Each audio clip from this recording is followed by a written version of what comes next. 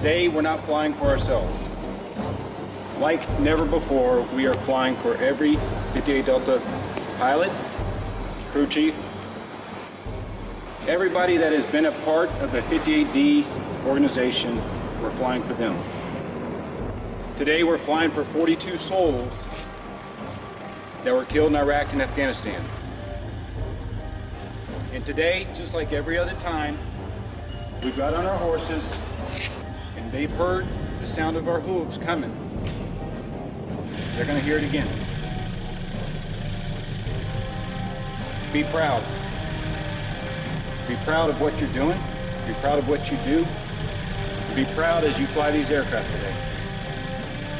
With that said, let's get it done. Here they come.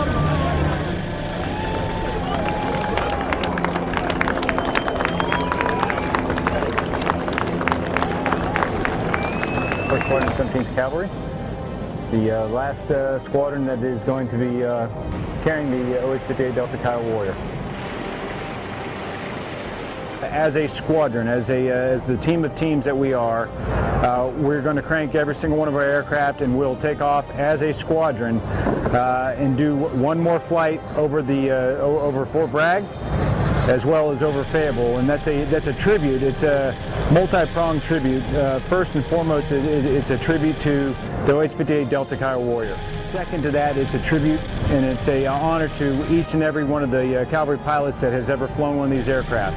To include those that have given their life in this aircraft, and there's been 42 Kiowa Warrior pilots that have lost their life in combat over the last 15 years. Lastly, but certainly not least, it's a tribute to the Fort Bragg area and the Fayetteville community that has supported the 82nd as well as the 117th Cav for so many years that we've been here. In the old cavalry days, the horses had a very distinct sound. And that's when the ground infantry knew that the cavalry was there. The cavalry was coming to provide that supporting fire, to provide that reaction time and maneuver space. This aircraft right here also has a very distinctive sound. And the infantry, our ground brethren in Iraq and Afghanistan and other parts of the world, they grew accustomed to that sound. They knew that the cavalry was coming, and the cavalry was going to provide the reaction time and maneuver space.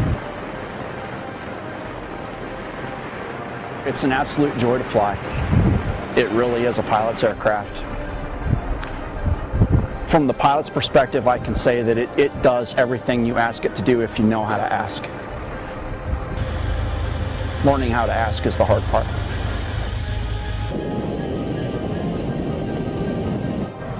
I would say that I have several times when I've been either in Iraq or Afghanistan and things got a little crazy, and at the end of it, once we all work through everything with my ground brothers, that they get on the radio and they say thanks.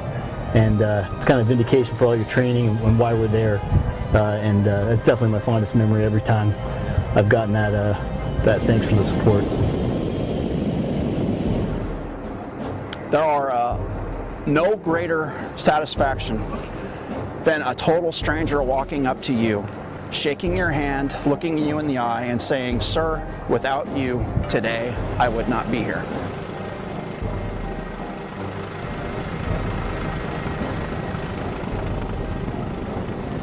The aircraft that we fly right now, if you liken them to horses, they've grown tired, they've grown old, and we're just going to turn them out to pasture for new horses.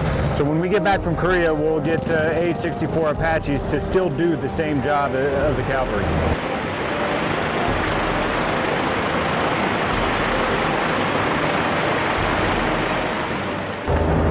It's bittersweet. It's absolutely bittersweet because it has been a pleasure to fly this aircraft, to ride this horse. This is not the only thing that the cavalry has ever had.